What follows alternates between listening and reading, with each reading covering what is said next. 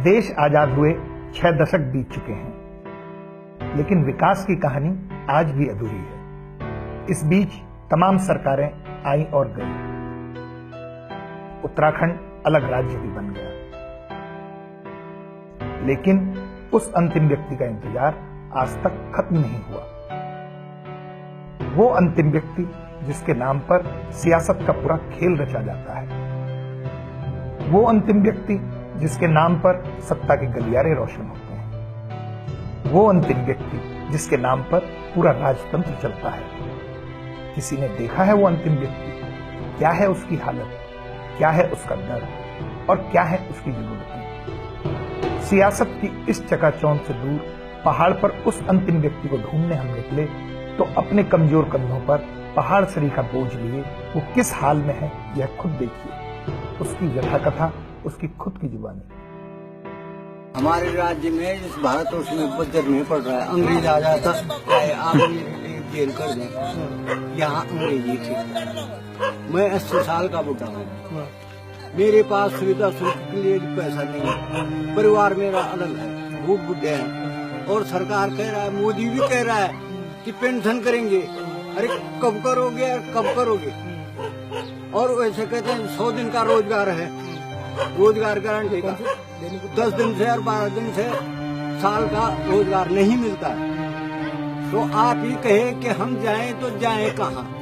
मैं ऐसा काश्तकार हूँ था कि 10 क्विंटल गेहूं बेचता था और आज 1 किलो गेहूं मेरा पैदा नहीं हो रहा है। हमारी सरकार ने हाथी, बंदर, भालू ये सब चीज नुकसान के लिए भेज दिए हैं। इसे तो अंग्रेज का राज भला था, वो तो कहता था कि खेती रक्षा करो। अब इतनी खेती में 100 नाली जमीन है मेरे पास और आज मोहताज बना हूँ, 1 किलो गेहूं नहीं है मेरे घर में। तो आप ही बताइए जाएं तो जाएं कहाँ और कैसे जिए हम? केले के बड़े बड़े बगीचे थे, आज वो खत्म कर रखे हैं और रो रहे हैं अपनी दशा के लिए। हाथी ने सब केले खत्म कर दिए, हाथी ने जो पट कर दी। खेती कुछ नहीं है और करते हैं, मोल लगा के लेते भी हैं, बीज लेते हैं, मगर तब तक हाथी और बंदर और भालू साफ कर जाते हैं। और सरकार क्या कह रही है कि भाई पलायन हो रहे हैं लोग, पलायन हो रहे हैं लोग, पलायन हो रहे हैं। अरे भाई यहाँ जब तुम हमको खुद रहने के लिए नहर टिकने दे रहे हो, भालू, बंदर, हाथी सब यहाँ छोड़ रखे हैं, तो हम जाएं तो जाएं कहाँ? भाई मजदूरी भी वही होती है, आदमी भीख भी वही मांगता है, रोटी भी वही मांगता है जहाँ मनुष्य रहते हैं। अब जब यहाँ कोई रोटी का कोई साधन ही नहीं है तो यहाँ से जाएगा ही। हमारे गांव में लाखों टन अनाज होता था और आज 1 किलो भी अनाज किसी के पास नहीं है पूरे गांव में। अब बुढ़े आदमी के लिए दिहाड़ी भी नहीं है। जब खेती में कुछ नहीं हो रहा है तो मैं दिहाड़ी करता, तो दिहाड़ी भी कहाँ से करें? पहाड़ ना क्या भारी होना है। और सुनने में आया कि पेंशन होती है, बुढ़े आदमी की पेंशन होती है, तो पता नहीं भाई कहीं सुविधा सुलभ की जरूरत पड़ती है। आपको नहीं मिलती पेंशन? नहीं, मुझको पेंशन नहीं मिलती है। 80 साल की मेरी उम्र हो चुकी है और हमारे नेता लोग कह रहे हैं कि गांव से लोग सब पलायन कर रहे हैं, पलायन कर रहे हैं। अरे भाई गांव में किस आधार से रहे हम?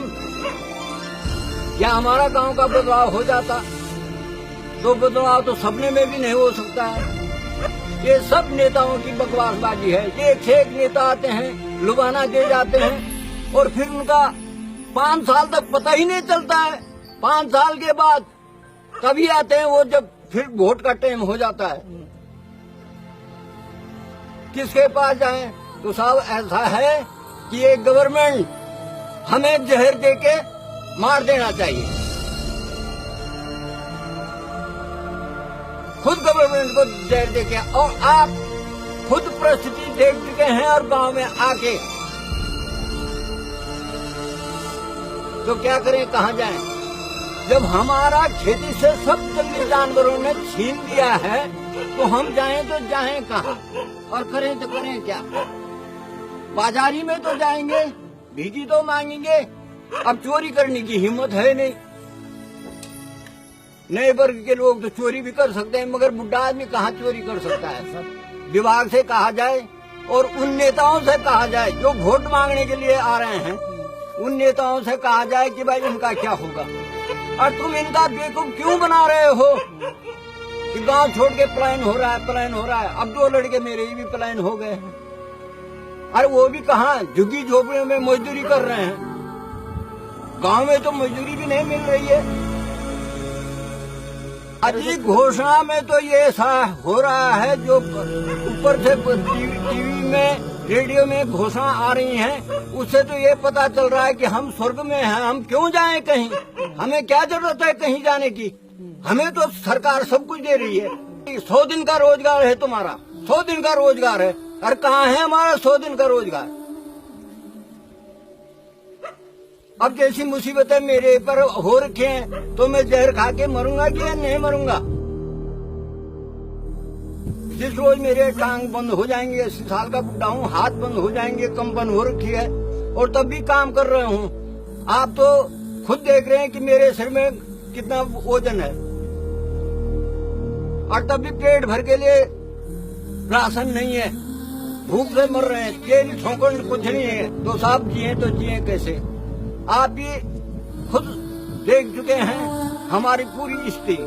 फॉरेस्ट गार्ड आता है, जंगलात विभाग के आते हैं, रेवेन्यू विभाग के पटवारी जी आते हैं और देख के चले जाते हैं, अपने कागज भेज जाते हैं। कागज को हम ऑफिस में भेजते हैं, पहले तो हमें देखकर गुर्राते हैं ऑफिस वाले कि ये कहाँ हमें परेशान करने के लिए यहाँ आ रहे हैं। और फिर उन कागजों का 4-4, 5-5 साल हो गए हैं, अभी तक हमें मुआवजा नहीं मिला है। तो गांव वाले कैसे खेती करेंगे? जब मुआवजा तक नहीं मिल रहा है तो गांव वाले कैसे करेंगे खेती? और क्या करना उस खेती को? एक बार मोल लेके, दूसरी बार मोल लेके, बीज बो के उसको हाथी तब भी साफ कर जाता है। तो हमारे लिए क्या सुविधा है? नेता लोग आते हैं, कहते हैं हमारी लायक कोई सेवा। अरे भाई तुम्हारी लायक सेवा ही सेवा है। तुम अपने मजे लूट लो 5 साल तक, वोट हम दे ही देंगे, और बाकी गरीब के लिए कुछ नहीं, कुछ नहीं, कुछ नहीं। अगर नहीं अभी जानते वीडियो की सुन दो मेरी खैरी। यदि आपको भी लगता है कि इस अंतिम व्यक्ति की बात प्रथम व्यक्ति तक पहुंचनी चाहिए तो इसे पहुंचाइए वहां तक। मेरी खैरी कोई गण दो मेरा दुख, कोई सुन दो मेरी